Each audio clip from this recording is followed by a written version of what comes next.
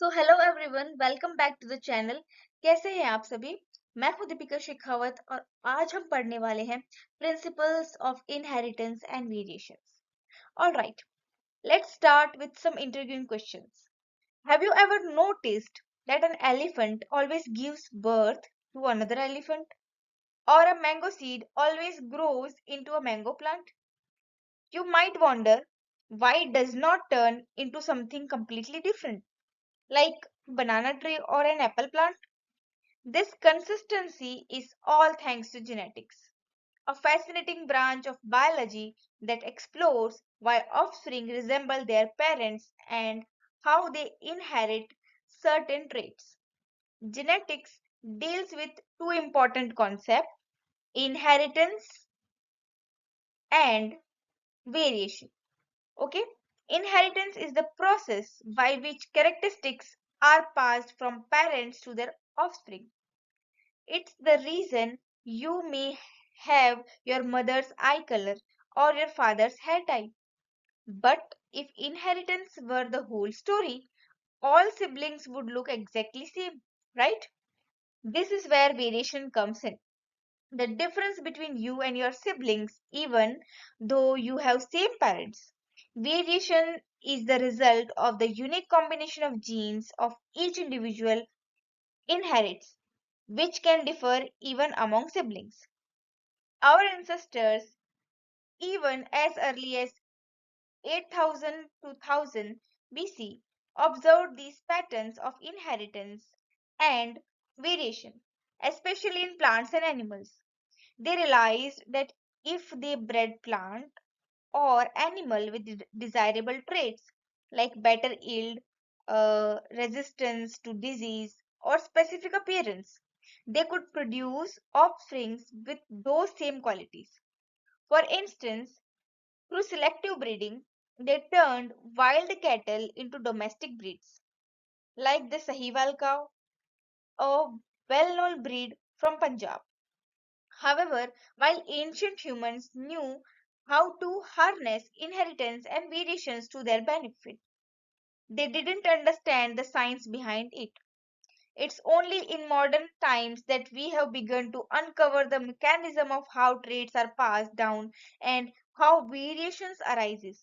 Today, we study this genetics to understand heredity and evolution better and to apply this knowledge in fields like agriculture, medicine, and biotechnology.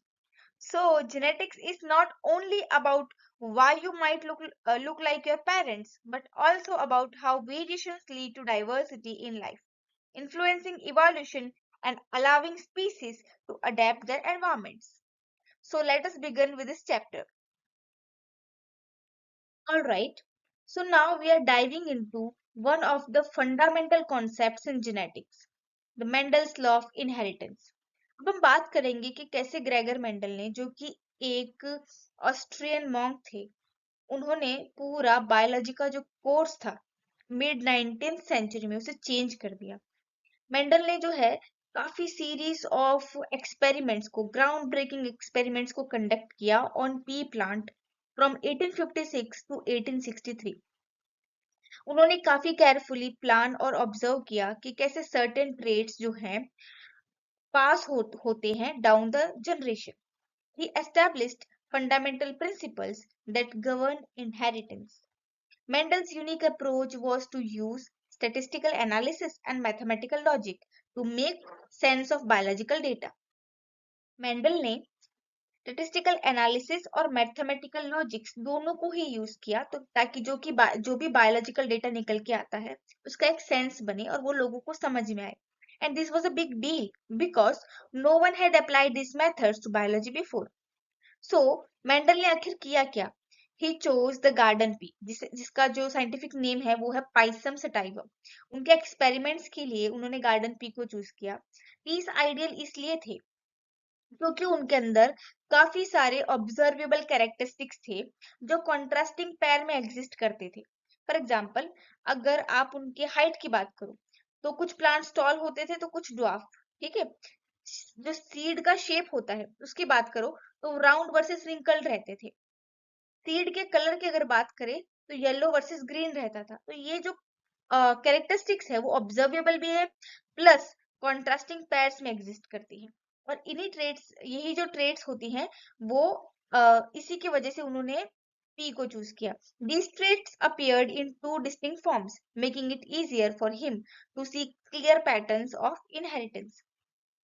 To conduct his studies, Mendel used true breeding pea plants. अब true breeding pea plants क्या होते हैं? After many generations भी कितने भी generation के बाद, अब जो आपने सेल्फ पॉलिनेशन करवा लिया, कितने ही जनरेशन बाद ये जो प्लांट होते हैं वो कंसिस्टेंटली प्रोड्यूस करते हैं same offspring with same tray. ठीक है, ऐसे ऑफस्प्रिंग प्रोड्यूस करेंगे जिनका ट्रेट्स जो है वो सबके सबके सेम रहेंगे after many generations of pollination.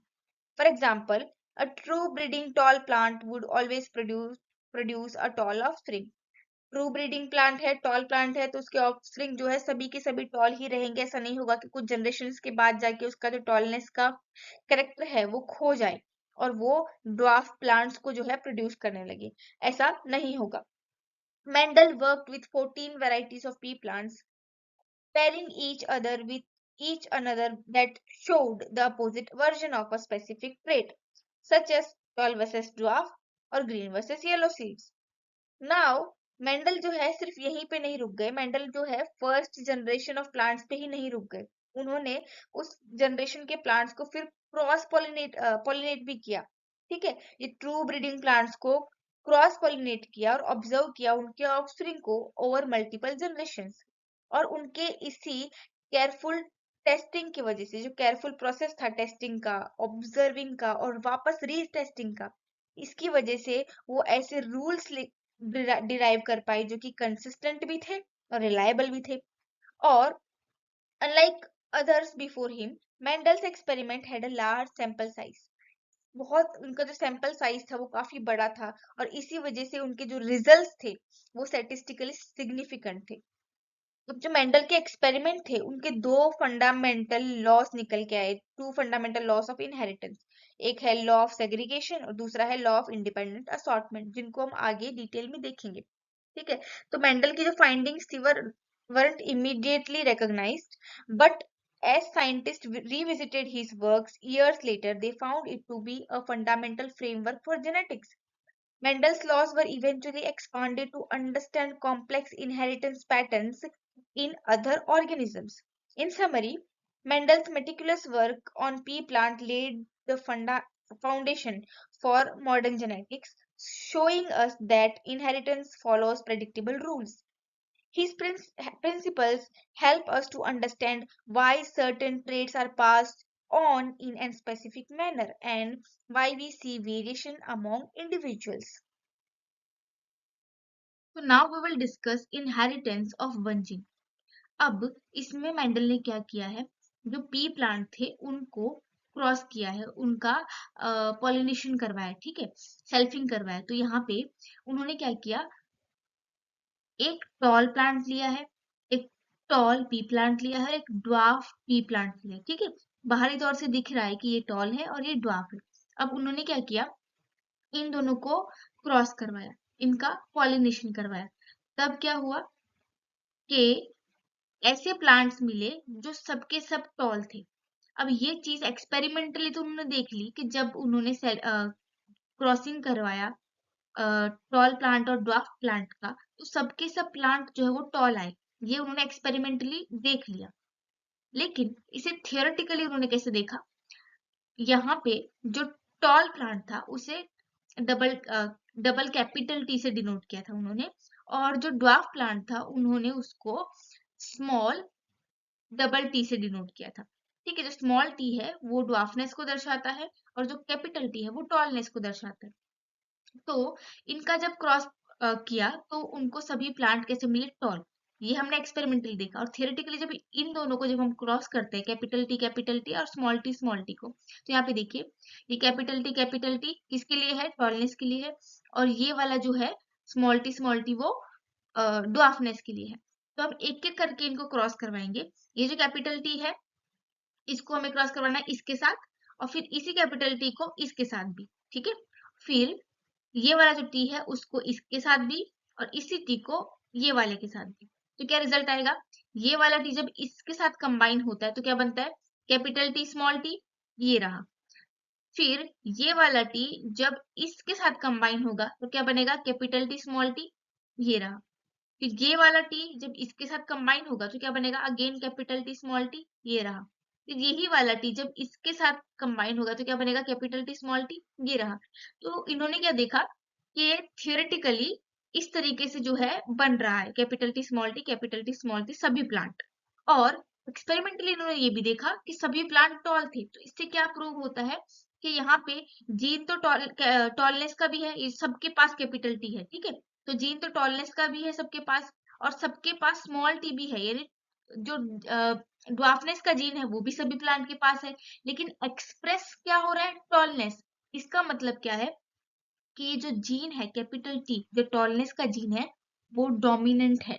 Dominant है का मतलब क्या है कि जब वो जीन प्रेजेंट होगा वही एक्सप्रेस होगा, उसके अलावा जो दूसरा जीन होगा वो उसे सप्रेस कर देगा और एक्सप्रेस नहीं होने देगा, ठीक है। तो जो स्मॉल टी है, जो ड्वार्फनेस का जीन है, वो कैसा हो जाएगा, रेसेसिव हो जाएगा, मतलब वो डोमिनेंट जीन के सामने दब जाएगा, ठीक है। इस वजह से जो F1 जनरेशन आई उसमें सभी टॉल प्लांट्स देखे गए, ठीक है।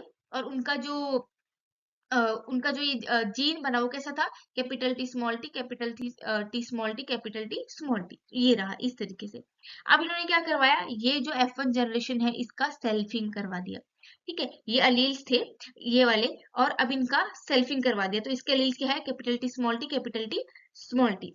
ये हमें समझ में आ गया यहाँ तक। अब हम इनको क्रॉस करेंगे, और इनको क्रॉस करने के बाद जो F2 जनरेशन होगी वो कैसी होगी, वो हम नेक्स्ट स्लाइड में देखते हैं। दूसरी बात, जब भी ऐसा होगा ना कि दोनों जीन सेम होंगे, जैसे कि यहाँ पे कैपिटल टी है तो ये होमोजाइगस है, ये वाला भी होमोजाइगस है। लेकिन यहाँ पे क्या है, कैपिटल टी स्मॉल टी दोनों अलग है, इसलिए इनको हेट्रोजाइगस बोला जाता है। तो ये सब के सब कैसे है, ये होमोजाइगस टॉल था, ये होमोजाइगस ड्वार्फ था। ये जो सब है वो टॉल है लेकिन हेट्रोजाइगस टॉल प्लांट्स है, ठीक है। हेट्रोजाइगस मतलब ये हेट्रोजाइगस है लेकिन टॉल है, इस तरीके से। अब जो F2 जनरेशन है उसका रिजल्ट क्या है वो हम नेक्स्ट स्लाइड में देखते हैं। तो जो कैरेक्टरिस्टिक्स हमें बाहर से देखने को मिलते हैं वो कैसे होते हैं, फिनोटाइप होते हैं कि प्लांट टॉल है या ड्वार्फ है, ठीक है। वो उसका फिनोटाइप है, बाहर से हमें दिखाई दे रहा है। और ये जो कैपिटल टी स्मॉल टी जिससे हम उसको दर्शा रहे हैं वो उसका जीनोटाइप है, उसका जीन का टाइप है, ठीक है। तो अब हमने क्या देखा था कि F2 जनरेशन में सभी प्लांट का जीनोटाइप कैसा था, capital T small T capital T small T. तो अब आगे वाली जनरेशन का जो क्रॉस है वो निकालने के लिए, ऑफ कोर्स मैंने जब आपको पहले वो बताया था यहाँ से लाइंस कर करके, उस तरीके से भी आप कर सकते हो। लेकिन अगर कोई बहुत बड़ा नंबर में आपको करना है तो उसके लिए एक मेथड होती है, उसको बोलते हैं पुनेट स्क्वायर। वो कैसा होता है, यहाँ पे होता है, मैं आपको बताती हूँ। सारे प्लांट्स कैसे थे, capital T small T capital T small T, ठीक है। तो ऑफ कोर्स अगर दो प्लांट को हम क्रॉस कर रहे हैं तो पहला plant capital T small T है तो उसको मैंने ऊपर की तरफ डाल दिया, यहाँ पे कैपिटल टी डाल दिया, यहाँ पे स्मॉल टी डाल दिया, ठीक है। इस तरीके से बॉक्स बना के। और जो दूसरा प्लांट है जिसके साथ उस पहले प्लांट को क्रॉस करना है उसको, उसका जो जीनोटाइप है कैपिटल टी स्मॉल टी, वो मैंने यहाँ पे डाल दिया। जो भी जीनोटाइप होगा वही डालेंगे हम। अब हम इसे क्रॉस करेंगे, यहाँ से पहला ऊपर की तरफ क्या है, कैपिटल टी, तो यहाँ लिख दिया। और यहाँ इसी बॉक्स के सामने इस तरफ क्या है, ये वाला कैपिटल टी, तो ये डाल दिया। तो ये वाला क्या जीनोटाइप बना, कैपिटल टी, मतलब दोनों ही कैपिटल टी है, डोमिनेंट टी होता है, टी ही जो टॉलनेस का जीन है वही एक्सप्रेस होगा। तो ये वाला प्लांट कैसा होगा, टॉल ही होगा और होमोजाइगस टॉल होगा, ठीक है। होमोजाइगस टॉल होगा बिकॉज दोनों ही जो जीन है वो कैपिटल टी है। उसके बाद इसकी तरफ अगर हम आते हैं तो यहाँ पे ऊपर की तरफ क्या है, स्मॉल टी, तो ये वाला स्मॉल टी आ गया। और इसके सामने यहाँ पे क्या है, कैपिटल टी, तो ये कैपिटल टी आ गया। तो इसका जीनोटाइप क्या बनता है, कैपिटल टी स्मॉल टी। अब हमें पता है कि यहाँ पे जो कैपिटल टी है वो टॉलनेस के लिए है और स्मॉल टी है वो ड्वार्फनेस के लिए है। लेकिन कैपिटल टी तो डोमिनेंट है, वो दूसरे जीन को एक्सप्रेस नहीं होने देगा। तो यहाँ पे भी ये जो प्लांट बनेगा वो कैसा होगा, टॉल होगा लेकिन हेट्रोजाइगस, ठीक है। उसके बाद यहाँ पे नीचे आ जाते हैं, ऊपर की तरफ ये वाले बॉक्स के लिए ऊपर की तरफ क्या है, कैपिटल टी है, तो यहाँ पे कैपिटल टी आ गया। और सामने की तरफ यहाँ पे क्या है, स्मॉल टी, तो यहाँ पे स्मॉल टी आ गया। तो ये क्या बना, capital T small T again, तो ये भी हेट्रोजाइगस टॉल होगा।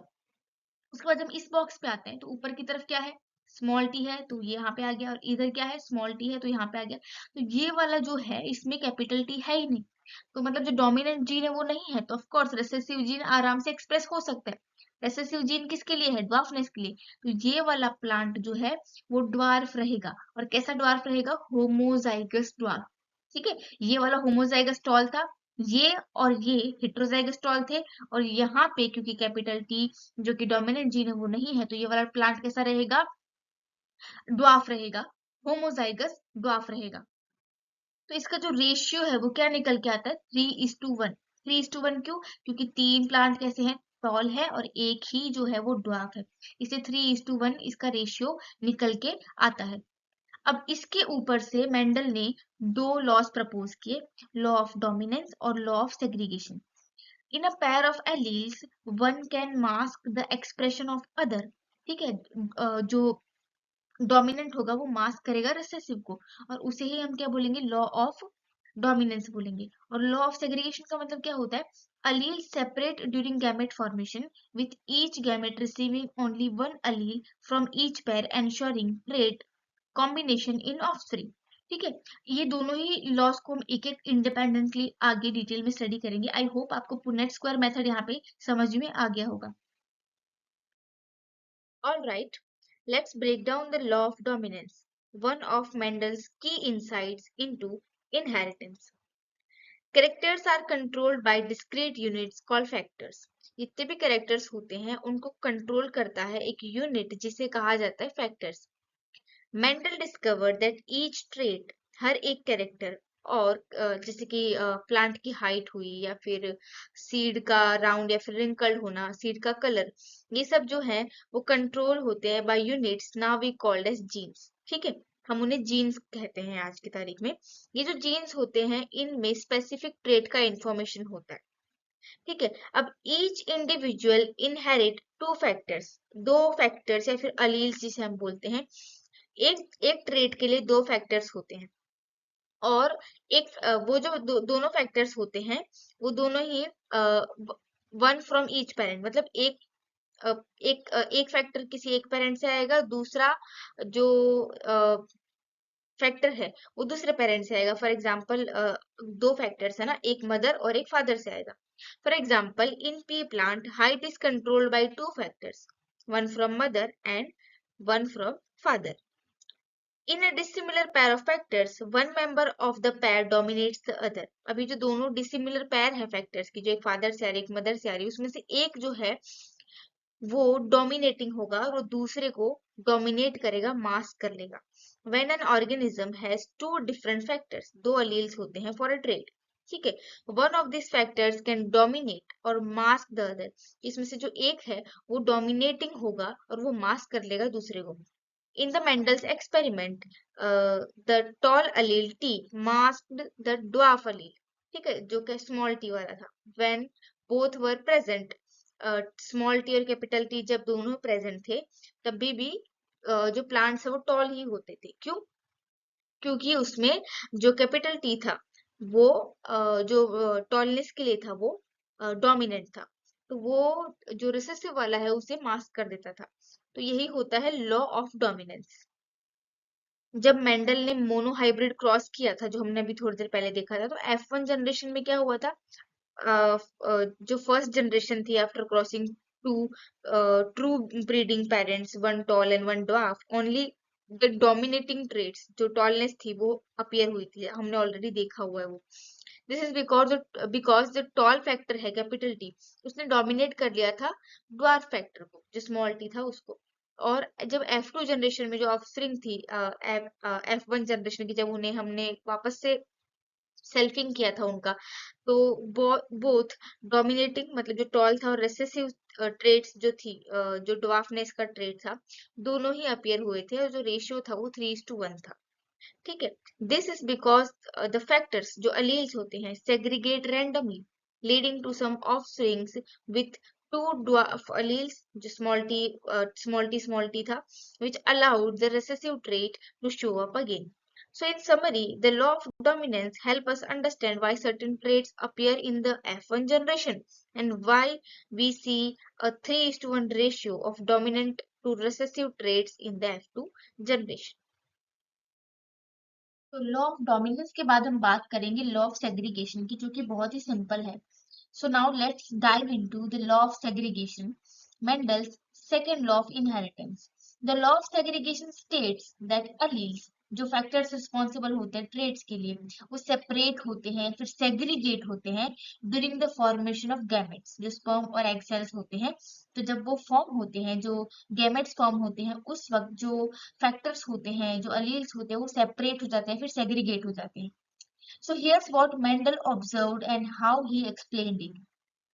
When Mendel crossed the plants with contrasting traits, जैसे कि tall and dwarf, in the F1 generation, the F1 generation showed only the dominant trait all tall plants. ठीक है तो जब F1 generation आया तो इसमें सारे ही tall plants थे हमने देखा. However, when these F1 plants were allowed to self pollinate, जब उनका सेल्फिंग करवाया तो tall और dwarf दोनों ही जो ट्रेड्स थे वो देखने को मिली. ठीक है जो ड्वार्फ था वो रीअपियर हुआ in the F2 generation. This means even though the dwarf trade was hidden in F1 generation it had not disappeared और ब्लेंडेड विद टॉलनेस. इसका मतलब ये नहीं था कि अगर F1 जनरेशन में ड्वार्फ प्लांट्स नहीं थे तो इसका मतलब ये नहीं था कि ड्वार्फ नेस का जो ट्रेट है वो खत्म हो गया है डिसअपियर हो गया फिर ब्लेंड हो गया है टॉलरेंस के साथ.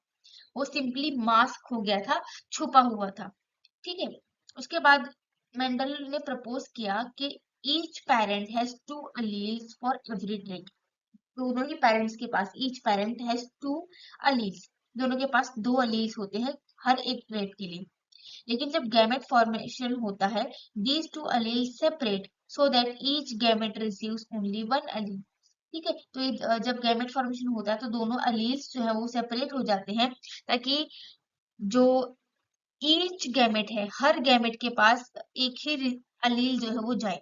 For example a plant with genotype capital T small t जो कि हेट्रोजाइगस टॉल होता है. ठीक है will produce two kind of gamete वो दो टाइप की गैमेट फॉर्म करेगा एक जिसमें कैपिटल टी होगा और दूसरा जिसमें स्मॉल टी होगा. कैपिटल टी एलील जो टॉलनेस के लिए होता है और स्मॉल टी जो ड्वार्फनेस के लिए होता है.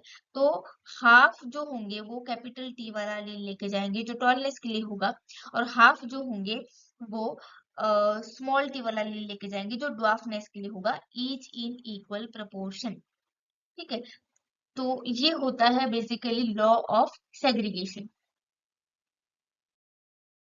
Alright, now let us dive into a unique concept of inheritance called incomplete dominance, which differs from Mendel's original idea of complete dominance. Mendel की जितनी भी स्टडीज थी पी प्लांट के साथ थी और उन्होंने ये ऑब्जर्व किया कि एक ट्रेट जो है वो डोमिनेंट होता है और वो ऑलवेज कंप्लीटली मास्क कर लेता है दूसरे ट्रेट को जो कि रिसेसिव होता है इन द F1 जनरेशन. लेकिन जब साइंटिस्ट ने एक्सपेरिमेंट किए अदर प्लांट्स के ऊपर जैसे कि स्नैपड्रैगन तब उन्होंने कुछ बहुत ही कंप्लीटली डिफरेंट चीज देखी. अब हम देखते हैं कि वो चीज क्या थी. तो जब रेड फ्लावर्ड स्नैपड्रैगन को जिसको हमने डिनोट किया है विथ कैपिटल आर. ठीक है ये कैपिटल आर वाला इसको हमने क्रॉस किया व्हाइट कलर के स्नैपड्रैगन फ्लावर के साथ जिसको हमने स्मॉल आर से डिनोट किया हुआ है. तो हम लोग एक्सपेक्ट करेंगे कि F1 जनरेशन में या तो रेड फ्लावर्स हो सकते हैं फिर व्हाइट फ्लावर्स हो सकते हैं लेकिन कुछ कंप्लीटली डिफरेंट हुआ और सारे ही जो फ्लावर्स थे वो पिंक कलर के थे. तो इस फिनोमिनन को बोलते हैं इनकम्प्लीट डोमिनेंस. यहाँ पे क्या होगा कि जो डोमिनेंस है वो जो डोमिनेंट अलील होता है वो कंप्लीटली डोमिनेट नहीं कर पाता है और एक इंटरमीडिएट जो रिजल्ट है वो लेके आता है. ठीक है मतलब यहाँ पे डोमिनेंस जो है वो कंप्लीट ना होने की वजह से इसे इनकम्प्लीट डोमिनेंस कहा जाता है. अब जब ये कैपिटल आर वाले रेड फ्लावर्स हैं और यहाँ पे स्मॉल आर वाले व्हाइट फ्लावर्स जब इनको क्रॉस किया गया तो पिंक कलर के फ्लावर्स बने जिनका जीनोटाइप था कैपिटल आर स्मॉल आर. ठीक है अब जब हम इनकी सेल्फिंग करेंगे इसको वापस से जो है इनकी क्रॉसिंग करवाएंगे तब क्या होगा capital R into small r into capital R small r होगा. यही सेम चीज को हमको सेल्फिंग करवाना है. तो हमने यहाँ पे ऊपर लिख दिया कैपिटल आर स्मॉल आर और यहाँ पे भी लिख दिया क्योंकि हम लोग कैपिटल आर स्मॉल आर को ही क्रॉस करवा रहे हैं कैपिटल आर स्मॉल आर को यानी कि पिंक फ्लावर्स को. तो हमें क्या देखने को मिलेगा, ये आर है यहाँ पे आएगा, इसके सामने ये आर है, ये यहाँ पे आएगा, कैपिटल आर हो गया। यहाँ पे ऊपर स्मॉल आर है, जो ये वाला इधर आएगा, और इस तरफ है कैपिटल आर जो कि यहाँ पे आएगा, तो ये हो जाएगा capital R into small r. यहाँ पे जब हम देखते हैं तो ऊपर से आ रहा है कैपिटल आर और साइड से आ रहा है स्मॉल आर, और यहाँ पे जब हम देखते हैं ऊपर से भी स्मॉल आर और साइड से भी स्मॉल आर आ रहा है। तो जब हम इनको देखते हैं, कैपिटल आर किसको डिनोट करता है, रेड फ्लावर्स को, तो ये वाले जो फ्लावर्स होंगे वो रेड होंगे। कैपिटल आर स्मॉल आर किसको डिनोट करवा रहा है, पिंक फ्लावर्स को, यहाँ पे भी capital R small r pink flowers को डिनोट करवा रहा है। तो ये जो दोनों जीनोटाइप्स है, इनका फिनोटाइप होगा पिंक फ्लावर्स, और ये वाला जो है वो किसको दर्शा रहा है, व्हाइट फ्लावर्स को। तो यहाँ पे जो रेशियो बन के आएगा वो होगा 1:2:1। 1 यहाँ पे रेड होगा, 2 फ्लावर्स ऐसे होंगे जो पिंक होंगे, और 2 ऐसे होंगे जो, अरे एक ऐसा होगा जो व्हाइट होगा, इसलिए क्या रेशियो बन के आ रहा है, 1:2:1। So this concept gives us a broader understanding of genetic patterns beyond Mendel's law, helping us appreciate the complexity and diversity of inheritance in nature. Alright, now we will talk about codominance, जो कि एक नया concept होने वाला है, जो भी हमने पीछे पढ़ा उससे काफी डिफरेंट होने वाला है। In both dominance and incomplete dominance, we usually see the F1 generation showing either one parent's trait or a blending of two. जैसे कि हमने पहले देखा था, तब कोई भी F1 जनरेशन में टॉलनेस और ड्वार्फनेस में से कोई भी एक ही जो है वो एक्सप्रेस हो रहा था। उसके बाद हमने देखा इनकम्प्लीट डोमिनेंस में कि जो दोनों पेरेंट्स थे उनके ट्रेड्स का ब्लेंड जो है वो हमें देखने को मिल रहा था। लेकिन कोडोमिनेंस की जब हम बात करते हैं, दोनों ही traits from the parents are fully expressed in F1 generation. जो दोनों ट्रेड्स होंगे दोनों के दोनों ही एक्सप्रेस होंगे विदाउट ब्लेंडिंग, दोनों डिस्टिंक्टली दिखाई देंगे, दोनों साथ में जो है एक्सप्रेस होने वाले हैं। Let's look at the classic example, the ABO blood group system in humans. ठीक है, our blood types are determined by the presence और एब्सेंस ऑफ सर्टेन शुगर। जो हमारा ब्लड टाइप होता है ना, ब्लड ग्रुप जो होता है वो कैसे डिटरमाइन किया जाता है, बाय द प्रेजेंस और एब्सेंस ऑफ सर्टेन शुगर्स, जो कि जो रेड ब्लड सेल्स होते हैं उनके सरफेस पे प्रेजेंट रहते हैं शुगर मॉलिक्यूल्स। तो वो प्रेजेंट है या एब्सेंट है, और प्रेजेंट है तो कौन सा प्रेजेंट है, उसके बेसिस पे हमारा ब्लड ग्रुप जो है वो डिसाइड होता है। तो अब हम बात करेंगे कि ये जो टाइप्स होते हैं वो कौन कौन से होते हैं। सबसे पहले होता है आई कैपिटल ए, जो प्रोड्यूस करता है ए टाइप शुगर। ठीक है, उसके बाद दूसरा है आई कैपिटल बी, जो कि प्रोड्यूस करता है बी टाइप शुगर। तीसरा है स्मॉल आई, ठीक है, स्मॉल आई जो कोई भी शुगर प्रोड्यूस नहीं करता है। Since we are diploid organisms, each person has any two of these three alleles. इन तीनों में से कोई भी दो हर एक पर्सन में होंगे ही होंगे। ठीक है, या तो आई ए हो सकता है, आई बी हो सकता है, आई ए स्मॉल आई हो सकता है, आई बी स्मॉल आई हो सकता है, फिर आई बी हो सकता है। ठीक है, इस तरीके से कोई भी कॉम्बिनेशन प्रेजेंट हो सकता है, लेकिन इन तीनों में से दो तो प्रेजेंट होंगे ही, क्योंकि हम डिप्लॉयड ऑर्गेनिज्म है। अब जब IA and IB are codominant to each other, meaning they when both are present together, like IA IB, they both express themselves independently. अब जो ये IA और IB है, ये दोनों ही एक दूसरे को जो है कोडोमिनेंट है, मतलब दोनों एक दूसरे को एक्सप्रेस होने देते हैं, साथ में एक्सप्रेस हो सकते हैं इंडिपेंडेंटली। ये दोनों ही एक दूसरे को मास्क नहीं करेंगे। ठीक है, दोनों ही साथ में इंडिपेंडेंटली एक्सप्रेस होने वाले हैं। अब जो अलील आई है वो रेसेसिव है, दोनों के ही सामने आई ए और आई बी के सामने जो स्मॉल आई है वो रेसेसिव है। ठीक है, अगर आई ए, ये जो स्मॉल आई है वो आई ए के साथ एक्सप्रेस होता है, तो वो आई ए जो है स्मॉल आई को मास्क कर लेगा और सिर्फ कैपिटल ए ही एक्सप्रेस होगा। वैसे ही अगर small I capital I B के साथ एक्सप्रेस होता है, तो फिर जो आई भी है वही एक्सप्रेस होगा, यानी बी टाइप शुगर ही दिखेगा, ये वाला जो रेसेसिव एलील है वो मास्क हो जाएगा। ठीक है। In people with genotype I A I B, मतलब वो लोग जिनमें आई ए और आई बी दोनों साथ में होते हैं, उनके पास दोनों ही शुगर होंगे, ए और बी, क्योंकि दोनों के दोनों एक दूसरे को क्या है, कोडोमिनेंट है, एक दूसरे को इंडिपेंडेंटली एक्सप्रेस होने देते हैं, तो वहां पे दोनों शुगर होंगी, ए वाला भी होगा बी वाला भी होगा। ठीक है, on the surface of the red blood cells, this results in A B blood type. जो जिन लोगों का ब्लड ग्रुप ए बी होता है वो इस वजह से होता है क्योंकि आई ए और आई बी उनमें दोनों साथ में जो है एक्सप्रेस हो रहे होते हैं। This results in A B blood type where both alleles are fully expressed without blending. अब विथ थ्री पॉसिबल अलील्स, ये तीन पॉसिबल अलील्स हैं, सिक्स पोटेंशियल कॉम्बिनेशन जो है वो प्रोड्यूस हो सकते हैं। अभी ध्यान से देखना है, जब आई ए के साथ ही, मतलब आई ए डबल होगा, ठीक है, ये ही जीन जब साथ में मतलब आता है किसी के अंदर, तब कौन सा ब्लड ग्रुप होगा, ए होगा, क्योंकि शुगर कौन सा है, ए। ठीक है, तो उसमें टाइप ए ब्लड होगा। और अगर ये जो कैपिटल आई ए है वो स्मॉल आई के साथ एक्सप्रेस होता है, तभी भी, क्योंकि स्मॉल आई जो है वो रेसेसिव है, तो सिर्फ ये वाला ही एक्सप्रेस होगा, और तब भी ब्लड ग्रुप क्या होगा, ए होगा। जब आई बी अपने खुद के ही साथ जो है एक्सप्रेस होगा तब, और आई बी जब स्मॉल आई के साथ एक्सप्रेस होगा तब ब्लड ग्रुप क्या होगा, बी होगा, क्योंकि आई बी है तो of course B type sugar ही है, और आई बी और स्मॉल आई है तो आई तो वैसे भी रेसेसिव है, वो तो मास्क हो जाएगा, तो इस वजह से एक्सप्रेस क्या होगा, बी ही होगा, तो उस वक्त भी क्या होगा, टाइप बी ब्लड होगा। जब आई ए और आई बी साथ में होंगे तब, जैसे कि मैंने ऑलरेडी बोला कि दोनों एक दूसरे को कोडोमिनेंट है, एक दूसरे को मास्क नहीं करेंगे, इंडिपेंडेंटली जो है एक्सप्रेस होने वाले हैं दोनों के दोनों, तो ब्लड ग्रुप क्या होगा, ए बी होगा।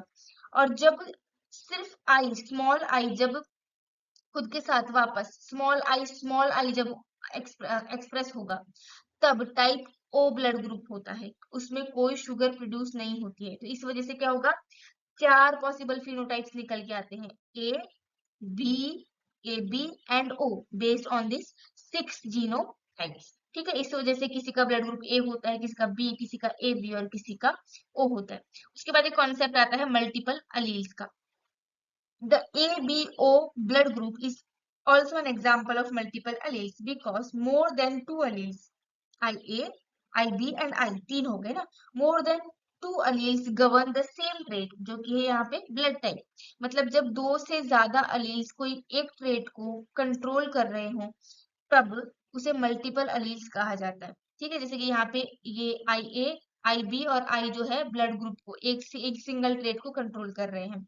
However, in any individual, only two alleles can be present since we inherit one from each parent. ठीक है, कोई भी इंडिविजुअल जो होगा उसमें दो ही एलील्स हो सकते हैं किसी भी एक ट्रेट के लिए, क्योंकि हम जो है इनहेरिट करते हैं वन फ्रॉम ईच पेरेंट, हर एक पेरेंट से एक ट्रेट आता है, तो फादर से एक होगा और मदर से एक होगा। Multiple alleles can only B observed with in a population because they represent the range of variations that can exist in different individuals. Now we will see inheritance of two genes. तक Mendel क्या कर रहे थे कि वो एक बार में एक ही ट्रेट का जो इनहेरिटेंस था उसे देख रहे थे, लेकिन अब मेंडल ने डाई हाइब्रिड, मतलब एक साथ दो ट्रेट्स को स्टडी करने की कोशिश की, दो ट्रेट्स के इनहेरिटेंस को स्टडी करने की कोशिश की। तो यहाँ पे उन्होंने पी प्लांट पे ही जो है अपना स्टडी किया है, और उन्होंने इस बार स्पेसिफिकली कौन से कैरेक्टर्स को ध्यान में रखा है, सीड का कलर और सीड का शेप। ठीक है, अब उन्होंने क्रॉस किया है पी प्लांट्स को, जिनमें पहला जो कैटेगरी है वो ऐसा है जिसके येलो और राउंड सीड्स है, और ये जो है वो डोमिनेंट ट्रेट्स हैं। ठीक है, येलो कलर और जो शेप है वो राउंड होगा, ये दोनों के दोनों डोमिनेंट ट्रेट्स हैं। और ग्रीन एंड रिंकल्ड सीड्स, ठीक है, ग्रीन कलर और सीड्स जो है वो रिंकल्ड है, ये रिसेसिव ट्रेट्स है। तो जब उन्होंने राउंड एंड येलो जो कि डोमिनेंट ट्रेट है, ऐसे सीड्स को क्रॉस किया है रिंकल्ड एंड ग्रीन के साथ, तो जो F1 जनरेशन है वहां पे जो जीनोटाइप था वो आया था राउंड एंड येलो। ठीक है, राउंड एंड येलो मतलब जो डोमिनेंट ट्रेट है वही एक्सप्रेस हुआ है। और जो फिनोटाइप था वो राउंड एंड येलो था। जीनोटाइप इनका बन के आया capital R small R capital Y small I, क्योंकि यहाँ से क्रॉस करेंगे यही निकल के आएगा। अब हमें क्या करना है, F2 जनरेशन का उन्होंने सेल्फिंग किया, इस का सेल्फिंग किया, ये वाले जितने भी ऑफस्प्रिंग्स बने हैं इनका सबका सेल्फिंग किया। तो अब हम देखते हैं कि पुनेट स्क्वायर मेथड से ये कैसे होगा। अब क्या करना है, कैपिटल आर को दोनों वाई के साथ कॉम्बिनेशन लिखना है, स्मॉल वाई के साथ भी और कैपिटल वाई के साथ भी। तो कैपिटल आर कैपिटल वाई, तो यहाँ पे ये आ गया और इस तरफ भी लिख देना है। फिर जो कैपिटल आर है उसका स्मॉल वाई के साथ कॉम्बिनेशन लिखना है, यहाँ पे आ गया ये वाला। ठीक है, capital R small Y capital R small Y. उसके बाद जो स्मॉल आर है उसका अगेन हमें कैपिटल वाई और स्मॉल वाई के साथ कॉम्बिनेशन लिखना है। तो स्मॉल आर कैपिटल वाई ये वाला आ गया और यहाँ पे भी लिखना है, और कैपिटल आर, अरे स्मॉल आर और स्मॉल वाई। ठीक है, स्मॉल आर और स्मॉल वाई, तो ये आ गया स्मॉल आर और स्मॉल वाई। तब हम जैसे हम लोग पुनेट स्क्वायर मेथड से बॉक्सेस फिल करते आए हैं वैसे हमें इनको फिल कर लेना है। अब हम क्या देख रहे हैं, जो ये पहला वाला है कैपिटल आर कैपिटल वाई, ये तो पूरा का पूरा homozygous round and yellow seeds है। ठीक है, ये दूसरा वाला यहाँ पे कैपिटल आर भी है और वाई कैपिटल है, दोनों के दोनों, तो ये भी राउंड एंड येलो है। उसके बाद यहाँ पे कैपिटल आर भी है कैपिटल वाई भी है, ऑफ कोर्स दोनों डोमिनेंट ट्रेट है तो यही एक्सप्रेस होगा, तो ये भी राउंड एंड येलो होगा। ये वाले में भी कैपिटल आर है और कैपिटल वाई भी है, तो ये वाला भी राउंड एंड येलो होगा। उसके बाद यहाँ पे अगर हम देखते हैं तो यहाँ पे भी राउंड एंड येलो। यहाँ पे जो आर है वो दोनों के दोनों स्मॉल है। ठीक है, यानी कि सीड जो है वो रिंकल्ड होने वाला है, लेकिन जो कलर का जो यहाँ पे जो जीनोटाइप बन रहा है वो है कैपिटल वाई। इसका मतलब ये जो सीड्स हैं वो रिंकल्ड तो है लेकिन येलो होंगे। ये वाला अगेन कैपिटल आर भी है और कैपिटल वाई भी है, तो ये वाला राउंड एंड येलो है। उसके बाद ये वाला अगेन राउंड है येलो है। ये वाला जो है यहाँ पे कैपिटल आर है, मतलब सीड राउंड होने वाला है, लेकिन जो येलो जो वाई है वो दोनों के दोनों स्मॉल है, यानी कि ये जो सीड है वो ग्रीन होने वाला है, तो ये राउंड एंड ग्रीन है। ये वाला भी राउंड एंड ग्रीन। ये अगेन जो है कैपिटल आर है कैपिटल वाई है, तो राउंड एंड येलो। ये वाला भी राउंड एंड येलो, ये वाला भी राउंड एंड येलो। ये वाला जो है इसमें कैपिटल आर नहीं है, स्मॉल आर ही है, यानी कि राउंड नहीं होगा, रिंकल्ड है, लेकिन कैपिटल वाई है, यानी कि कलर जो है वो येलो होगा, तो ये है wrinkled and yellow. And this one is again capital R है, मतलब राउंड तो होगा लेकिन दोनों के दोनों वाई स्मॉल है, यानी रिंकल्ड वाली रेसेसिव ट्रेट, यानी कि ये वाला जो है ग्रीन वाला, तो ये वाला जो है राउंड एंड ग्रीन होगा। और जो लास्ट वाला है उसमें दोनों ही आर भी स्मॉल है और दोनों वाई भी स्मॉल है, यानी कि ये टोटली रिंकल्ड और ग्रीन रहेगा। तो यहाँ पे जो रेशियो निकल के आता है वो है 9:3:3:1। और इस पे से फिर मेंडल ने एक नया लॉ फॉर्मुलेट किया जिसका नाम था लॉ ऑफ इंडिपेंडेंट असॉर्टमेंट। तो ये लॉ ऑफ इंडिपेंडेंट असॉर्टमेंट क्या होता है वो हम नेक्स्ट स्लाइड में स्टडी करेंगे।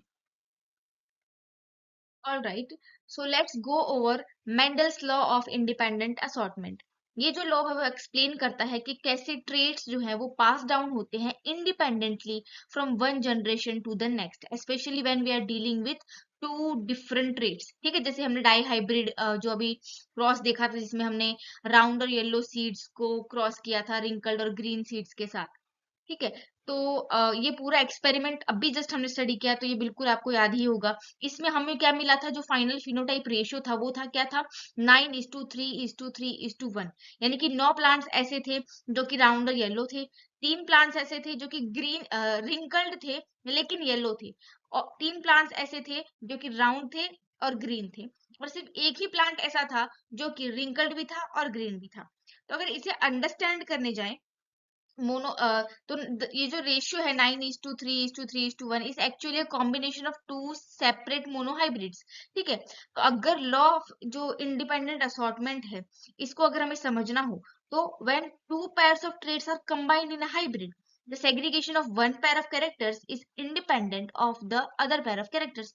इसका मतलब सिंपली क्या है कि जो अलील था सीड कलर के लिए, सीड के कलर के लिए, चाहे फिर कैपिटल वाई हो या स्मॉल वाई हो, येलो है और रिंकल्ड हो, लेकिन सीड कलर की बात हो रही है, एक कैरेक्टर की बात हो रही है, वो इंडिपेंडेंटली पास ऑन होगा टू द नेक्स्ट जनरेशन, और वो कहीं से भी डिपेंडेंट नहीं होगा ऑन द अदर कैरेक्टर जो कि था सीड का शेप, कैपिटल आर या फिर स्मॉल आर। ठीक है, तो ये दोनों ही कैरेक्टर्स जो है आगे की जनरेशन में इंडिपेंडेंटली पास होंगे, और उसे ही हम कहते हैं law of independent assortment. Okay, so ये वाले एक्सपेरिमेंट में जो डाई हाइब्रिड क्रॉस किया मेंडल ने, उसमें मेंडल ने देखा कि जो एक कैरेक्टर है, जो सीड के कलर का कैरेक्टर है, वो इंडिपेंडेंट है फ्रॉम सीड का शेप का कैरेक्टर। ठीक है, सीड का शेप का कैरेक्टर अपने हिसाब से जाएगा और जो कलर का जो कैरेक्टर है वो अपने हिसाब से जाएगा, दोनों ही एक दूसरे पे कहीं से भी डिपेंडेंट नहीं होने वाले। So this is law of independent assortment.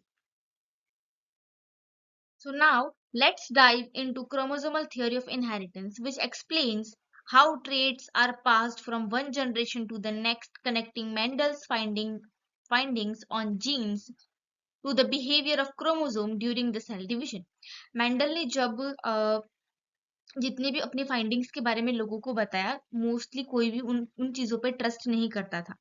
ठीक है, तो बाद में कुछ ऐसी फाइंडिंग्स हुई जिसकी वजह से लोग जो है मेंडल की फाइंडिंग्स के साथ उसे उन्हें कनेक्ट कर पाए, और फिर उसके ऊपर से क्रोमोसोमल थियोरी ऑफ इनहेरिटेंस निकल के आया, जो एक्सप्लेन करता है कि कैसे जो कैरेक्टर्स होते हैं, वो जो ट्रेड्स होते हैं, वो पेरेंट जनरेशन से ऑफस्प्रिंग जनरेशन में कैसे पास ऑन होते हैं। इसका थोड़ा सा हिस्टोरिकल बैकग्राउंड देख लेते हैं। मेंडल ने जो है 1865 में खुद का वर्क पब्लिश किया था, लेकिन उसको वाइडली ना ही एक्सेप्ट किया गया, ना ही रिकॉग्नाइज किया गया। ठीक है, वो इसलिए क्योंकि उस वक्त कम्युनिकेशन बहुत लिमिटेड था, तो जो उनका जो भी काम था वो ज्यादा इजीली ज्यादा दूर तक स्प्रेड नहीं हो पाया। काफी साइंटिस्ट उस वक्त जो है उस कॉन्सेप्ट उन्होंने दिया था मेंडल ने, फैक्टर्स वाला, जिन्हें आज हम जीन्स बोलते हैं, वो उस फैक्टर वाले कॉन्सेप्ट को एक्सेप्ट नहीं कर पाए थे। उसके बाद जो मेंडल का यूज था मैथमेटिक्स में, तो जो उन्होंने यूज किया था इनहेरिटेंस को एक्सप्लेन करने के लिए, वो उस वक्त बहुत ही अनयूजुअल था बायोलॉजी में एट द टाइम। तो इस वजह से भी नहीं उनका जो वर्क था वो किसी ने एक्सेप्ट किया था। उसके बाद ही couldn't provide physical proof of what genes were, genes जो फैक्टर्स वो बार बार बोल रहे थे, उनके रिलेटेड उनके पास कोई फिजिकल प्रूफ नहीं था, इस वजह से किसी ने उनका इतना ज्यादा ट्रस्ट नहीं किया था। अब उसके बाद क्या होता है कि मेंडल के काम की रीडिस्कवरी होती है। इन 1900 तीन साइंटिस्ट थे, Hugo de Vries, Carl Correns and Erich von, rediscovered Mendel's principles independently. इन्होंने मेंडल के जितने भी प्रिंसिपल्स थे इनको इंडिपेंडेंटली के करके वापस से रीडिस्कवर किया। उस वक्त तक जो एडवांसमेंट थी माइक्रोस्कोपी में थोड़ी आगे बढ़ गई थी, जिसकी वजह से साइंटिस्ट जो है अब क्रोमोसोम्स जो होते थे सेल्स के अंदर उनको ज्यादा क्लियरली ऑब्जर्व कर पाते थे। तो उन्होंने नोटिस किया कि क्रोमोसोम जो है वो डबल हो जाते हैं और उसके बाद डिवाइड होते हैं during cell division. Cell division के दौरान क्रोमोसोम डबल भी होते हैं और उसके बाद डिवाइड भी होते हैं, and were visible as coloured bodies. ठीक है, अंडर माइक्रोस्कोप, और वो कलर्ड बॉडीज की तरह माइक्रोस्कोप में दिखाई देते थे, और इसीलिए उनको नाम दिया गया क्रोमोसोम। अब 1902 में scientists like Walter Sutton and Theodore Boveri observed that chromosomes moved in a specific ways during meiosis। जो meiosis होता है जिसकी वजह से रिप्रोडक्टिव सेल्स, जो गेमेटिक सेल्स होते हैं वो फॉर्म होते हैं, उसके अंदर जो क्रोमोसोम्स होते हैं वो एक स्पेसिफिक मैनर में मूव करते हैं, ये उन्होंने नोटिस किया।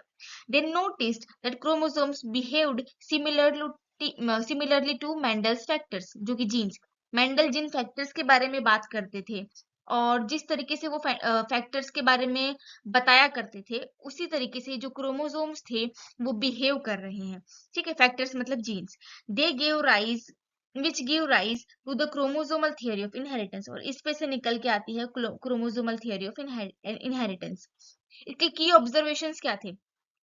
जो क्रोमोसोम्स होते हैं और जो जीन्स होते हैं वो पैर में होते हैं। Just like genes, chromosomes come in pairs one from each parent, और हर एक जीन जो दो पैर होंगे, उस जो एक पैर होगा उसमें जो दो होंगे वो एक पेरेंट से आया होगा, दूसरा दूसरे पेरेंट से आया होगा। जो जीन पैर होगी, अलील्स जिसे हम बोलते हैं, वो लोकेटेड होंगे on corresponding positions on each homologous chromosome. And during anaphase one of meiosis, meiosis में जब एनाफेज वन होता है, जो ये होमोलोगस क्रोमोसोम्स होते हैं वो सेग्रीगेट होते हैं इंडिपेंडेंटली, मतलब सेपरेट हो जाएंगे एक दूसरे से, which is similar to the segregation of alleles. तो ये जो ऑब्जर्वेशन थे ये मेंडल के प्रिंसिपल्स के साथ बहुत ज्यादा मैच कर रहे थे। उनके जो प्रिंसिपल थे सेग्रीगेशन एंड इंडिपेंडेंट असॉर्टमेंट, उनके साथ बहुत ज्यादा मैच कर रहे थे। Just as chromosome segregate, so do alleles during gamete formation. So now let us see Sutton and Boveri's theory. Sutton and Boveri propose that the way chromosomes pair up and separate during meiosis explain how genes or alleles are inherited, leading them to propose the chromosomal theory of inheritance. Sutton ने उसको कुछ इस तरीके से summarise किया कि जो chromosomal behaviour है मियोसिस में वो अलाइन करता है मेंडल के लॉज के साथ, यूनाइटिंग बोथ आइडियाज। अब ये जो भी बातें हो रही थी इसका एक्सपेरिमेंटल वेरिफिकेशन दिया थॉमस हंट मॉर्गन ने। Thomas Hunt Morgan provided crucial experimental evidences for this theory. He worked with a small organism called fruit fly, जो fruit fly होती है जिसका साइंटिफिक नेम है ड्रोसोफिला मेलानोगास्टर। इस ऑर्गेनिज्म के ऊपर उन्होंने काम किया और एक्सपेरिमेंटल एविडेंसेस प्रोवाइड किए जो ये क्रोमोसोमल थियरी थी ऑफ इनहेरिटेंस। अब उन्होंने ये जो ड्रोसोफिला है फ्रूट फ्लाई है उसको ही चूज क्यों किया, उसके काफी सारे रीजंस है। पहली बात तो ये कि ये जो ऑर्गेनिज्म होते हैं काफी स्मॉल होते हैं, इनकी शॉर्ट लाइफ साइकिल होती है, सिर्फ 2 वीक लगभग की। तो इसमें काफी सारी जनरेशन शॉर्ट टाइम में ही देखने को मिल जाती है। ये काफी सारे ऑफस्प्रिंग्स प्रोड्यूस करते हैं फ्रॉम अ सिंगल मीटिंग, और मेल और फीमेल फ्लाइज को इजीली हम लोग डिस्टिंग्विश भी कर सकते हैं। They have visible hereditary variations, उनके जो हेरिडिटरी वेरिएशंस होते हैं वो काफी इजीली हम नेकेड आई से देख सकते हैं, जैसे कि आईज का कलर डिफरेंट होगा, which Morgan could observe with a low power microscope, और वो लो पावर माइक्रोस्कोप से भी ऐसे जो विजिबल हेरिडिटरी वेरिएशंस थे उनको देख सकते थे। तो इस वजह से उन्होंने इस ऑर्गेनिज्म को चूज किया। Through experiments with fruit flies, Morgan and his team provided evidence that genes are located on chromosomes। और ये जो जितने भी एक्सपेरिमेंट किए उन्होंने फ्रूट फ्लाइज के साथ, उस पे से मॉर्गन और उनकी टीम ने ऐसे एविडेंसेस प्रोवाइड किए कि जो जीन्स होते हैं वो क्रोमोसोम्स पे लोकेटेड होते हैं। और ये जीन्स क्या है? मेंडल के फैक्टर्स है, जो मेंडल जो फैक्टर्स का बार बार जिक्र करते थे वो ये जीन्स ही हैं। और ये कहाँ पे लोकेटेड है? क्रोमोसोम्स पे। किसने बताया? मॉर्गन और उसकी टीम ने। और यही जो है वो बेसिस है इनहेरिटेंस के, confirming the chromosomal theory of inheritance. Their work helped explain how the variation we see in sexually reproducing organisms comes from the combination and independent assortment of chromosomes carrying genes from both parents. So this understanding laid the foundation of modern genetics, like Mendel's linking Mendel's law with physical structures inside the cells, showing that chromosome carry genetic information. तो इस तरीके से जो है chromosomal theory of inheritance prove हुई थी।